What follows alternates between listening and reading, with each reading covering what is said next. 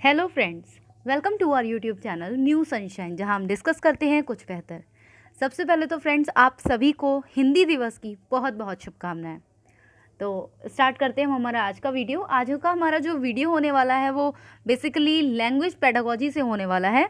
जैसे कि हमने कल बात हुई थी कि हाँ संडे में इसका वीडियो आएगा, but due to some problems ये वीडियो नहीं आ पाया था और आज दोपहर तक भी नहीं आ पाया, तो मैं इसको अभी अपलोड कर रही हूँ। लेकिन अगली बार से हम एवरी संडे ही इसको रखेंगे अपनी पेडागोजी के लिए, ठीक है। बेसिकली हम पहले हिंदी पेडागोजी को देखेंगे, ठीक है। देखेंगे तो सभी को, लेकिन पहले हम हिंदी को देखने वाले हैं क्योंकि हम ईवीएस और सीडीपी को डेली बेसिस पर कर रहे हैं और हिंदी को हम एवरी संडे देखा करेंगे, ठीक है। संडे को ओनली हिंदी और कोई सब्जेक्ट नहीं। तो आज हम देखने वाले हैं लैंग्वेज पेडागोजी को। इसमें क्या डूज हैं, क्या डोंट्स हैं, जस्ट केयरफुल अबाउट दैट कि हमें लैंग्वेज पेडागोजी के साथ क्या करना है और क्या नहीं करना है, किस तरह से हम अटैम्प्ट करें और क्या करें जिससे हमारे अच्छे मार्क्स आएँ और क्या ना करें जो कि हमारे मार्क्स कम हो जाएं। फ्रेंड्स, अगर मैं आपको बताऊं तो ये एक हंसी में लेने वाली बात नहीं है। लैंग्वेज पेडागोजी जो होती है वो बहुत ही ज़्यादा टफ एक खुद में होती है, क्योंकि इसको समझना थोड़ा मुश्किल होता है। अगर आप इसके खेल को समझ गए ना तो आप 15 आउट ऑफ 15 भी ला सकते हैं, क्योंकि वो स्टूडेंट कहीं और से तो बन के नहीं आते ना जिनके ऐसे 15 आउट ऑफ 15 मार्क्स आते हैं। तो इसलिए हम अगर करेंगे तो हम भी हमारे फुल मार्क्स ला सकते हैं, ठीक है। देखना बस ये है कि how we get 15 out of 15 marks in language pedagogy. Okay, चलिए फिर वीडियो स्टार्ट करते हैं। मैंने कुछ पॉइंट्स लिखे हुए हैं अपनी तरफ से। अगर आपको वो पॉइंट्स अच्छे लगते हैं तो आप कमेंट करके बता सकते हैं, और साथ ही आप अभी तक अगर चैनल पर सब्सक्राइब नहीं किया है तो चैनल को सब्सक्राइब करके बेल आइकन को ज़रूर प्रेस कर लीजिएगा ताकि वीडियोस की नोटिफिकेशंस आपको मिल सके। और अगर वीडियो अच्छी लगे तो वीडियो को लाइक एंड शेयर करना बिल्कुल ना भूलें। तो चलिए स्टार्ट करते हैं हम आज की वीडियो। सबसे पहले हम ये देख लेते हैं कि इसके डोंट्स क्या हैं। कि किसी भी लैंग्वेज जो हमारी पेडागोजी होती है, लैंग्वेज बहुत सारी हो सकती हैं, ठीक है। उर्दू है, हिंदी है, इंग्लिश है, मराठी है, पंजाबी है, जितनी भी हमारी लैंग्वेजेस हैं ना, जो कि 2 लैंग्वेजेस आती हैं चूज़ करने के लिए, तो उनमें केवल हम आज उनकी ही बात करने वाले हैं। उनमें हमें क्या करना है और क्या नहीं करना है, ठीक है, ये हमें देखना है।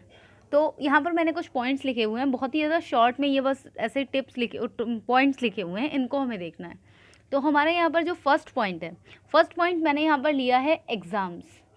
कभी भी हमारे लिए अगर ऐसा कोई क्वेश्चन अगर आता है, हमारे पेपर में अगर कोई ऐसा क्वेश्चन आता है जिसमें एग्ज़ाम्स पर फोर्स किया जा रहा है, एग्ज़ाम पर जोर दिया जा रहा है, तो समझ जाइए कि वो ऑप्शन गलत होगा, ठीक है।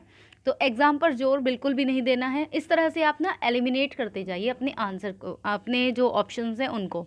अगर कोई ऑप्शन अगर एग्ज़ाम पर ज़्यादा जोर दे रहा है कि हाँ एग्ज़ाम्स बहुत ज़्यादा ज़रूरी हैं, एग्ज़ाम्स कराने चाहिए और एग्ज़ाम्स पर पूरा ध्यान देना चाहिए, तो कहीं ना कहीं वो चीज़ गलत है। एग्ज़ाम्स पर बिल्कुल भी ध्यान नहीं देना है। अगर आप अपने आंसर को सही करना चाहते हैं तो अपनी इन छोटी छोटी मिस्टेक्स को बिल्कुल इम्प्रूव करने की बहुत ज़्यादा ज़रूरत है। सेकंड है रूल्स। आप कोई रूल नहीं बना सकते, ठीक है। कोई रूल नहीं होगा बच्चों के लिए किसी भी तरह का। अगर हम भाषा की बात करें, बच्चा रूल से नहीं सीखेगा, बच्चा अपने अर्जित करता है लैंग्वेज के लिए, ये हम सभी जानते हैं, ठीक है। 2 चीज़ें होती हैं, अर्जन और अधिगम। तो यहाँ पर बच्चे को आप रूल रटा नहीं सकते, ठीक है। और ये बिल्कुल, ये पॉइंट में लिखना यहाँ पर भूल गई थी कि आप बच्चे को ना रट्टाफिकेशन नहीं करा सकते, आप रटवा नहीं सकते बच्चे को कि आप बच्चे से कहो कि हाँ भाई रट लो, कि आप बस रटने पर ही फोकस करो। कि अगर हमें कुछ पढ़ना है, कुछ सीखना है, तो हम छोटा बड़ा अगर हम ये सीखना स्टार्ट कर दें तो हम लैंग्वेज को सीख जाएंगे। तो हमें जो हमारी रट्टाफिकेशन है, जो हमारा रटने का तरीका है, हमें उस पर बिल्कुल भी फोकस नहीं करना है। थर्ड पॉइंट अगर हम देखें तो वो है ग्रामर, यानी कि व्याकरण पर जोर नहीं देना है। अगर आप ये कहें कि नहीं व्याकरण पढ़ो, व्याकरण पढ़ेंगे उसके बाद ही लैंग्वेज आनी है, तो व्याकरण पर जोर नहीं देना है। फोर्थ ये है कि अगर बच्चा अगर एरर भी करता है, कोई गलती भी अगर करता है, तो भी उसकी गलती को आपको ध्यान नहीं देना है, ठीक है। बच्चे की गलती पर ध्यान नहीं देना है, क्योंकि जब तक वो गलत नहीं बोलेगा तब तक वो सही कैसे सीखेगा, ठीक है। वो आया है अपने घर परिवेश से, और उसके घर परिवेश में उसकी जो घर है वहाँ पर जिस तरह की लैंग्वेज बोली जाती है, यूज़ की जाती है, वो वही लैंग्वेज बोलेगा। तो इसलिए आप उसको गलत नहीं ठहरा सकते, उसकी अपनी लैंग्वेज है, वो आप एरर उसका नहीं देखेंगे, ठीक है। फिर है मार्क्स। मार्क्स पर फोकस नहीं करेंगे। अगर हम सीसीई पैटर्न की अगर बात करें तो ये जो चीज़ें हैं ना, एग्ज़ाम्स, मार्क्स, इन पर बिल्कुल भी ध्यान नहीं देना है हमारे लिए, ठीक है। तो मैं मार्क्स पर बिल्कुल भी ध्यान नहीं देना। अगर मार्क्स वाली अगर बात आती है तो बिल्कुल नहीं, मार्क्स को ज़्यादा फोकस नहीं देना है हमारे लिए। लर्न लैंग्वेज, आप अगर ये सोचें बच्चा लैंग्वेज को लर्न करेगा, तो भाई ऐसा बिल्कुल भी नहीं है। बच्चा लैंग्वेज को एक्वायर करता है, ना कि लैंग्वेज लर्न करता है। क्या आप अपना एग्जांपल अगर आप खुद के लिए सोच कर देखें तो क्या आपने जब लैंग्वेज अपनी स्टार्ट की थी सीखनी, तो क्या आपने लर्न करना शुरू किया था कि खाना ये खा रहे हैं तो ये खाना है, कोई जा रहा है तो ये जाना है? नहीं, ये सब चीज़ें क्या है, हम एक्वायर करते हैं, हमारे माहौल से एक्वायर करते हैं। सीधी बात यह है कि अगर एक छोटा बच्चा है जो कि मतलब जस्ट बर्थ लेता है, अगर हम उसको मतलब अगर किसी इंग्लिश फैमिली में अगर हम उसको छोड़ देंगे तो वो बच्चा जो है वो इंग्लिश बोलना सीख जाएगा। लेकिन अगर हम उसको किसी हिंदी फैमिली में छोड़ देंगे तो वो हिंदी बोलना सीख जाएगा। क्या वो अंदर से उसके क्या पेरेंट्स की बात है, या क्या उसके अंदर से ये सब चीज़ें? नहीं, वो अपनी लैंग्वेज को ना एक्वायर करता है। वो अपनी लैंग्वेज एक्वायर करता है, जिस समाज में रहता है, जैसे लोगों को बोलते हुए देखता है, वो उस तरह से अपनी लैंग्वेज को एक्वायर करता है, लर्न नहीं करता है। जहाँ पर भी लैंग्वेज लर्न करने की बात आएगी वो रॉन्ग हो जाएगा। और 7th हमारा जो पॉइंट है, मेन पॉइंट, वो ये है कि आपको किसी भी चीज़ के लिए बच्चे को फोर्स नहीं करना है लैंग्वेज में। बच्चा अपनी तरह से सीखेगा, फोर्स आप बिल्कुल भी नहीं करेंगे, ठीक है। अपने आप समय के साथ बच्चा सीख जाएगा, आपको बस उसका साथ देना है। और स्टूडेंट को बोलना है कि हाँ भाई उसका साथ देना है। मतलब ये है, बच्चा अगर बोल रहा है, कुछ कह रहा है अपनी बात, तो उसकी मजाक नहीं बनानी है, ठीक है। इन पॉइंट्स पर आप ज़रा ध्यान दीजिएगा। और अगर आपको लगता है इसमें अगर कोई पॉइंट अगर छूट गया है तो आप वो भी पॉइंट नीचे कमेंट बॉक्स में कमेंट कर सकते हैं, ठीक है। मैंने यहाँ पर मेरे अकॉर्डिंग मैंने कुछ लिखे हैं पॉइंट्स जो मुझे लगे, वो मैंने लिखे हैं यहाँ पर। तो फ्रेंड्स, ये तो थे डोंट्स कि आपको जो नहीं करना है। यहाँ पर एक और होना चाहिए था पॉइंट, रोट। मतलब आप रटने पर बच्चे पर बिल्कुल भी फोर्स नहीं कर सकते बच्चे को कि बच्चा रटे इस चीज़ के लिए, ठीक है। रट्टाफिकेशन बिल्कुल नहीं है। तो ये तो रहा डोंट्स। अब डूज हम देख लेते हैं कि हमें करना क्या क्या है, ठीक है। पहली बात तो ये हमें सीखना होगा कि जो लैंग्वेज है वो लैंग्वेज एक्विजिशन है, ठीक है। लैंग्वेज को बच्चा एक्वायर करता है, बच्चा कहीं से सीखता नहीं है, ठीक है। लैंग्वेज का अर्जन किया जाता है, ठीक है।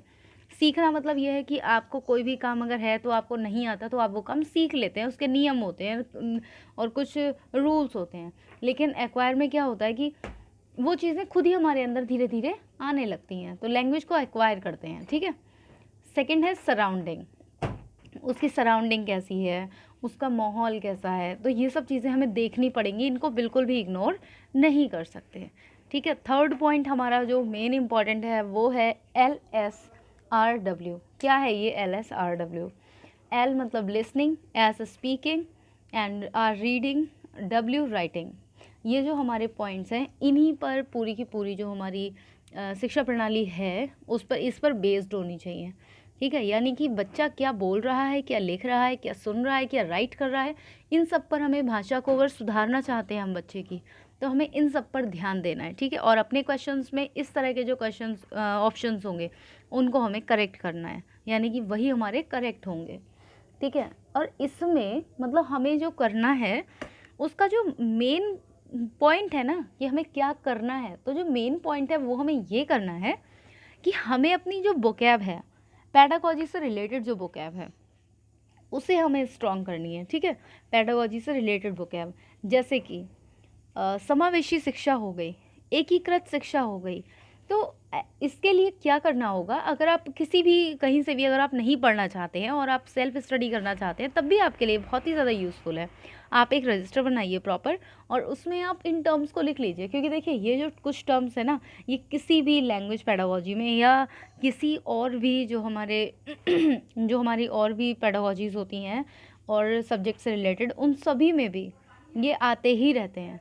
तो इसके लिए हमारे लिए ये जो टर्म्स हैं इनको लर्न करना पड़ेगा। उन पॉइंट्स के लिए आपको किस तरह से आपको वो पॉइंट मिलेंगे, सबसे ज़्यादा मेन जो है वो यही है कि सबसे पहले आप जो प्रीवियस ईयर क्वेश्चन पेपर है, प्रीवियस ईयर क्वेश्चन पेपर्स को देखिए। प्रीवियस ईयर क्वेश्चन पेपर्स में ऐसी कुछ टर्म्स आती हैं, समावेशी शिक्षा क्या है, एकीकृत शिक्षा क्या है, ऐसे जो पॉइंट्स हैं, ऐसी जो टर्म्स हैं, उनको लिखिए और उनको वन वर्ड में उनका आंसर कर लीजिए। ऐसे में क्या होगा, अगर एज इट इज़ अगर आंसर आता है कि ये बताइए तो भी आप बता देंगे, और अगर एज इट इज़ नहीं भी आता है, अगर वो ऑप्शंस अगर आते हैं उससे रिलेटेड, तो आप तब भी बता सकते हैं कि ये क्या है। ठीक है, हर एक टर्म को पकड़कर उसे समझना सीखिए, अदरवाइज़ ऐसे कोई फ़ायदा नहीं है कि मतलब इस तरह से आप सिर्फ अगर कर दें तो ऐसे कोई फ़ायदा नहीं है मतलब पढ़ने का।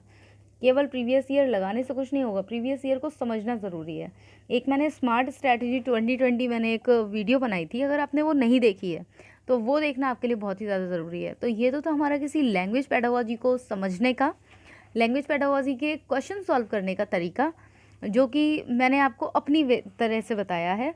और अगर आपको लगता है कि आप इसमें कुछ और अच्छा कर सकते हैं, कुछ और पॉइंट्स हो सकते हैं, तो आप कमेंट बॉक्स में कमेंट कर सकते हैं। और साथ ही आप इंस्टाग्राम पर भी फॉलो कर सकते हैं। शिवानी गंगवार 55 मेरा इंस्टा आईडी है, SHIVANIGANGWAR 55 ये मेरा इंस्टा आईडी है। आप यहाँ पर भी मैसेज करके पूछ सकते हैं, ठीक है। और अगर आपने चैनल को अभी तक सब्सक्राइब नहीं किया है तो चैनल को सब्सक्राइब करके बेल आइकन को प्रेस कर लीजिए, ताकि आने वाली वीडियोस की नोटिफिकेशन आपको मिल सके। और साथ ही साथ अगर वीडियो अच्छा लगा है तो अपने फ्रेंड्स और फैमिली तक इसको शेयर करना ना भूलें, ठीक है, क्योंकि अगर हमारा कहीं इससे फ़ायदा अगर हो रहा है तो अपनी फ्रेंड और फैमिली का भी फ़ायदा कराने में क्या जाता है। तो चलिए फ्रेंड्स, आज के लिए सिर्फ इतना ही।